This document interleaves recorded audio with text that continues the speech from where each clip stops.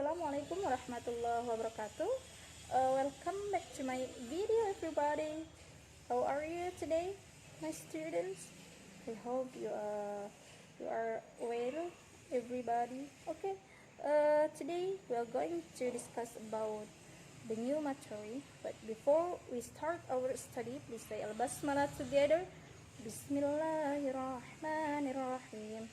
Okay, guys, let's go start it. Okay, guys, we continue for this English. Okay, this English for 8th grade is a Malam Karawang. Today we will learn the new material about give and asking suggestion, a rule and obligations. Have you heard about give and asking suggestions, rule and obligation? Oke teman-teman, pada kesempatan kali ini Bu Naya akan membahas terkait dengan give and asking suggestion, rule and obligation. Oke, next slide. Suggestions. What does suggest means? Suggest means to give a suggestion, that is to introduce or propose an idea or planning for someone's considerations. Ya. Jadi apa sih suggest itu? Jadi suggest itu kalau dalam bahasa Indonesia saran ya. Atau saran, sugesti, saran ya. Suggest means to give a suggestion. Suggest berarti memberikan saran, that is to introduce, yang untuk mengenalkan, or purpose, tujuan ya, tujuannya untuk memberikan, purpose an idea or planning, ide atau rencana-rencana terhadap pertimbangan seseorang. Jadi kita memberikan pendapat kepada seseorang untuk mempertimbangkan sesuatu. Contohnya, next. Nanti contohnya ya. Sekarang kita how to ask and give suggestions. How to ask and give suggestions. Bagaimana sih caranya untuk meminta dan memberi saran terhadap seseorang? Oke, let's see this dialogue. Hi Ronnie, I'm trouble with my English. What should I do? You should try this website. Hi Ronnie, I'm trouble with my English. What should I do? You should try this website. It's good for beginners. Next. Yes, I've ever heard it. Thanks for your suggestions. Ya, you're welcome. Ya.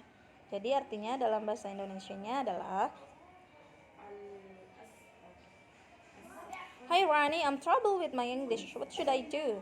Hai Rani, saya ada masalah nih dengan bahasa Inggris saya. What should I do? Apa yang harus saya lakukan? Maka si Rani menjawab, you should try this website. Kamu harus mencoba website ini nih. It's good for beginners. Ini bagus untuk pembelajar pemula. Ya. Yes, I have ever read. Thanks for your suggestions. Ya, saya pernah mendengarnya. Terima kasih atas sarannya. Maka si Rani menjawab, you're welcome. Sama-sama. Ya, seperti itu.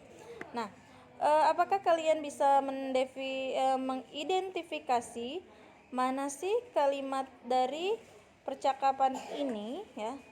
Mana sih yang termasuk dengan give and ask suggestions ya?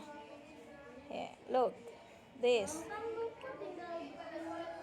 Expression of asking for suggestions, ungkapan meminta saran ya. Tadi di kalimat yang tadi untuk meminta saran itu di dialog tadi penggunaan dengan kata what should I do. I'm trouble with my English. What should I do? Ya. Dia meminta saran dengan ungkapan what should I do? Apa yang harus saya lakukan? Maksudnya gitu. Dan bisa juga dengan ungkapan yang lain. Can you tell me what should I do? Bisakah kamu memberitahuku apa yang harus aku lakukan? Yang kedua, the third. Yang ketiga, do you have any suggestions? Apakah Anda punya saran? Apakah kamu punya saran? Ini sama juga ya, meminta saran terhadap seseorang. Can you give me advice about? Bisakah kamu atau Anda memberiku nasihat tentang? Can you give me advice about my English? Misalkan, bisakah kamu memberiku saran atau nasihat terkait dengan bahasa Inggrisku? Misalkan seperti itu ya. Sama seperti. Jadi teman-teman, untuk mengungkapkan meminta saran itu ada beberapa ya. Yang tadi dicontohkan di Yang tadi dicontohkan di dialog ini menggunakan what should I do? Ya. Ya, ada kata should di sini. Should ya.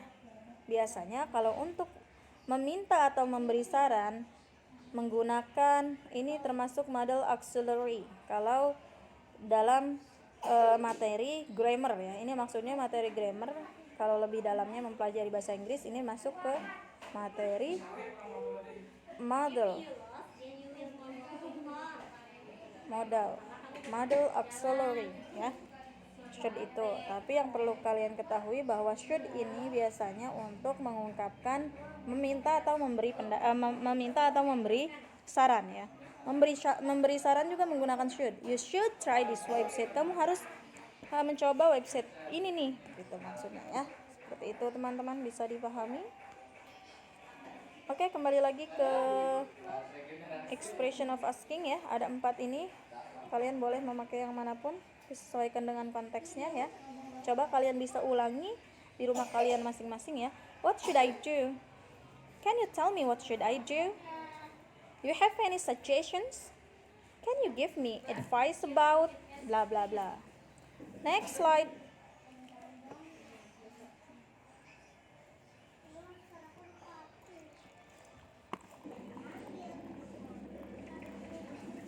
Oke, dalam rumusnya expressions of giving suggestions, ungkapan memberi saran, bisa menggunakan dengan you should ya. Ini you should plus verb 1. Misalkan saya galau terus nih, misalkan ya kamu harus menikah, contohnya seperti itu. Berarti you should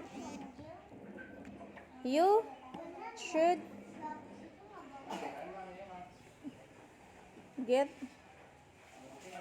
married. Contoh yang lain ya. Setelah kata should itu menggunakan verb 1. Get itu verb 1 ya. Atau kita lihat contoh yang kalimat yang tadi. Yuk kita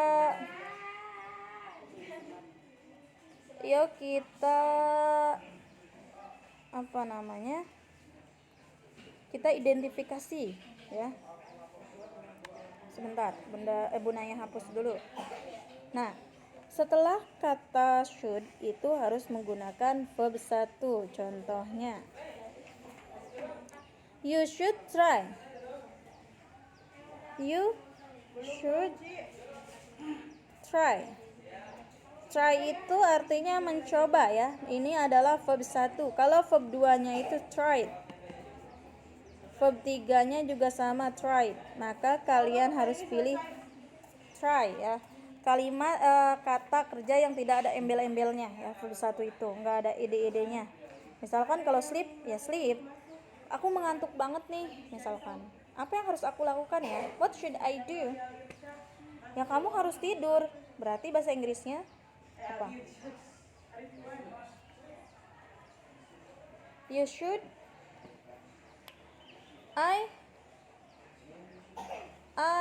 I'm sleepy, misalkan. What should I do? You should should go to sleep ya, atau sleep. Sleep ini verb 1, tidak boleh menggunakan verb ing ya, misalkan sleeping. Aku bosan nih. Kamu harus, kalau bosan ya kamu harus bermain misalkan. Aku bosan belajar terus. Kamu boleh sesekali harus bermain, jangan belajar terus misalkan. Itu boleh ya. Misalkan you should, berarti you should play. Play, nggak boleh playing ya. Karena ing ini adalah kata tambahan ya. Kata awalnya adalah play. Play itu verb 1. Jadi should plus verb 1. Apa sih artinya? You should plus verb 1 itu artinya kamu seharusnya ya. You have a better plus verb 1. Ini juga sama ya. Setelah kata you have better, kamu sebaiknya.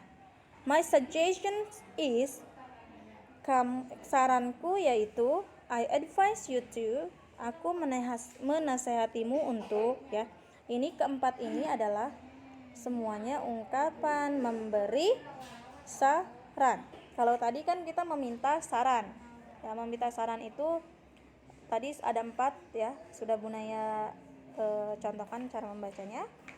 Dan yang ini giving suggestion, memberi pendapat terhadap seseorang. Memberi suggestion itu apa? Suggestion itu saran ya. Nah, ini. Oke, next.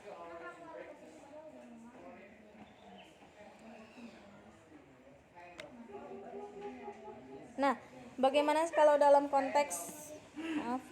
konteks kalimat? Nah, ini.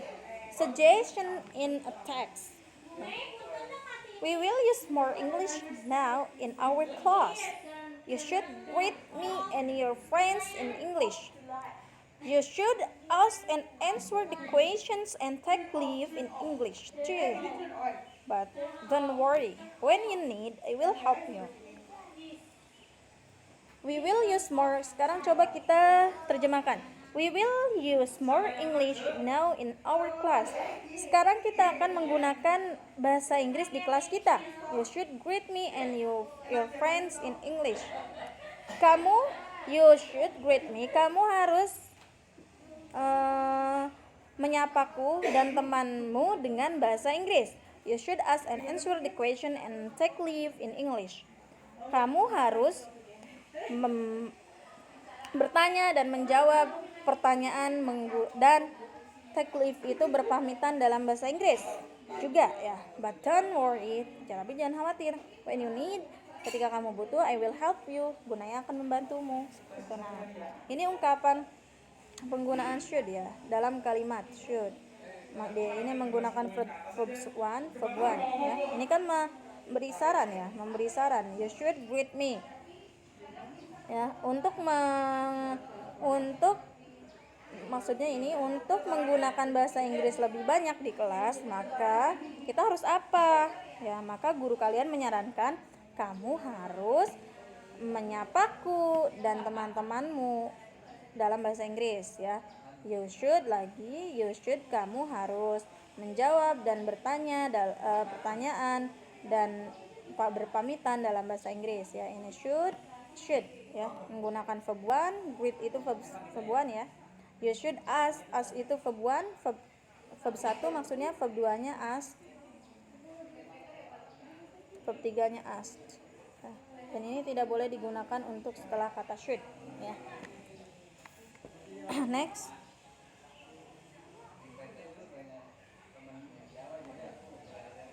Nah, itu untuk pembahasan terkait tentang give and asking suggestion, meminta dan memberi saran terhadap seseorang. Sekarang kita akan bahas terkait how to state rules and obligations. Bagaimana cara menyatakan peraturan dan larangan ya, dalam bahasa Inggris.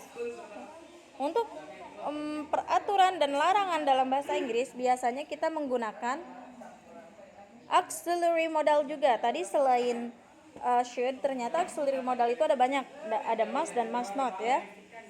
Dan must ini digunakan untuk keharusan ya, keharusan, kewajiban yang diharuskan ya, atau peraturan. Kalau peraturan kan biasanya harus ditaati, harus dijalankan seperti itu. Must not biasanya untuk obligations, larangan seperti itu ya.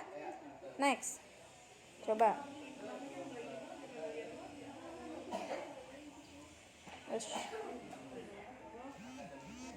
Oke, next. Penggunaan must dan and must not. Must and must not digunakan untuk menyatakan peraturan dan kewajiban atau keharusan, seperti yang Bunda jelaskan tadi ya. Contohnya, ini kalau dirumuskan seperti ini ya. Must not plus verb 1, must not plus be. We must come on time. Kita harus datang tepat waktu. Misalkan di kelas kalian ada peraturan datang tepat waktu, berarti we must come on time ya. Kalau larangan itu we must not be late to school ya. Kalimat larangannya we must not be late to school. Kita tidak boleh, must not itu artinya tidak boleh ya. Tidak boleh datang terlambat ke sekolah ya. Apa bedanya? Maaf, sebentar. Nah ini must not be dengan verb 1 ya. Nah, kalau be ini kalau be ini diikuti dengan kalimat kata positif. Late itu kan terlambat. Late kata adjective late itu kata sifat ya. Kalau come itu kata kerja. Jadi kalian harus bisa membedakan mana kata sifat, mana kata kerja, mana kata benda, mana kata kata kerja, kata sifat, kata benda ya, itu. Ada 3. Jadi kalian harus bisa membedakan. Kalau makan kata apa? Kata kerja. Kalau tidur kata kerja. Kalau berbicara kata kerja. Kalau kata sifat contohnya cantik, baik, terlambat ya. Terus apalagi buruk ya. Terus malas, itu termasuk kata sifat. Terus kalau kata benda itu mudah. Misalkan buku kata benda, manusia juga kata benda seperti itu, yang ada wujudnya ya, itu kata benda. Kalau kata kerja itu yang kata kerja itu sesuatu yang menimbulkan suatu tindakan, itu namanya kata kerja. Kalau kata benda itu, kalau kata sifat itu definisinya mendeskripsikan benda, mendeskripsikan sesuatu, menggambarkan sesuatu ya. Misalkan Bunaya ini kan benda, manusia. Bunaya ini kayak gimana orangnya? Itu kan mendeskripsikan. Misalkan Bunaya cantik, langsing. Ya kalau dari fisik misalkan. Terus mungkin dari karakter Bunaya pintar, Bunaya baik dan lain sebagainya. Itu kata sifat ya teman-teman. Jadi kalian harus bisa membedakan dulu untuk bisa mengerjakan yang ini ya. Itu kalau lebih jauhnya dibahasnya ya. Bahasa Inggris itu dalam sekali kalau dibahas lebih lanjut ya. Itu untuk yang must. Nah, sekarang kita bahas terkait dengan must means harus, menyatakan sebuah kewajiban atau keharusan atau suatu aturan yang bersifat tegas. Ya, tadi must yang sudah Bunaya jelaskan artinya harus.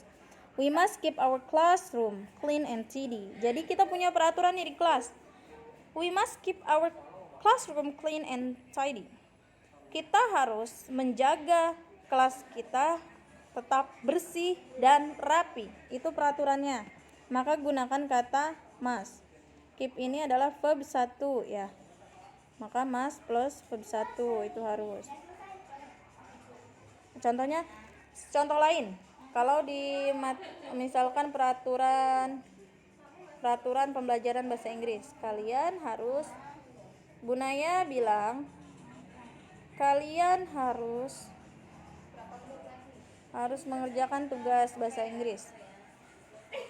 peraturannya ya. Peraturan dalam pembelajaran bahasa Inggris, kalian harus mengerjakan tugas. Maka bahasa Inggrisnya apa? Ada yang tahu? Kalian bahasa Inggrisnya kamu ya, kalian tuh kamu ya, sama.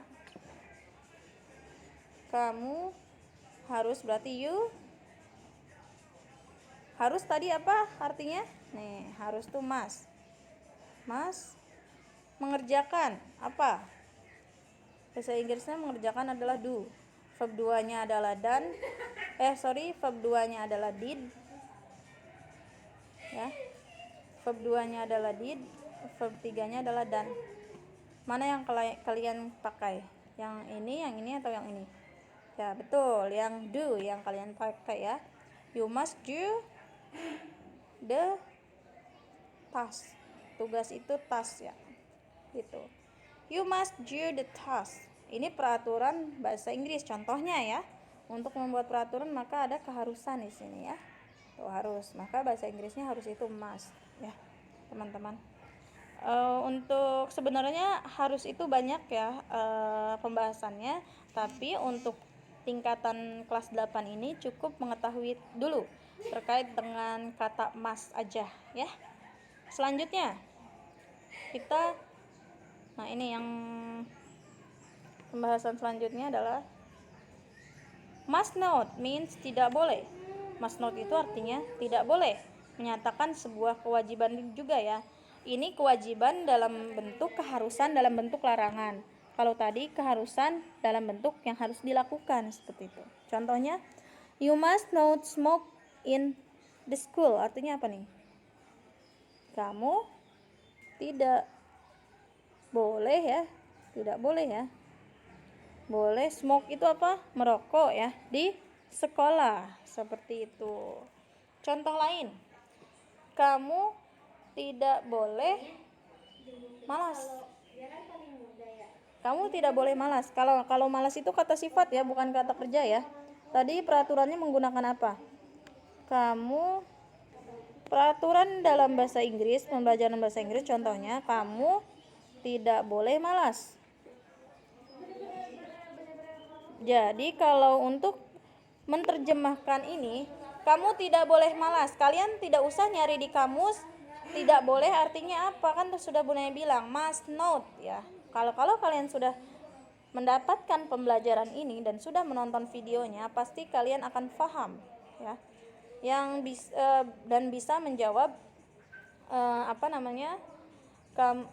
dan bisa membuat contoh terkait dengan kalimat larangan ya, atau kewajiban dalam sifat larangan. Nah, kamu tidak boleh malas, maka bahasa Inggrisnya you must not be lazy ya. Nah, maka tambahkan be ya, masuk lagi ke aturan yang tadi. Nah, ada kata be-nya di sini ya. Karena be itu untuk mengungkapkan kalimat yang tadi kata adjektif, kata sifat ya. Kamu tidak boleh malas, kamu tidak boleh apa? Contoh lain.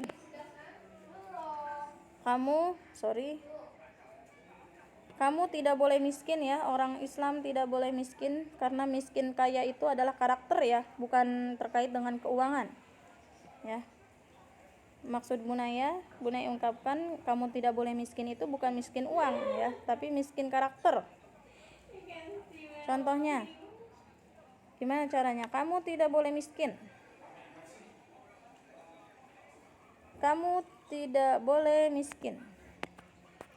Kamu tidak boleh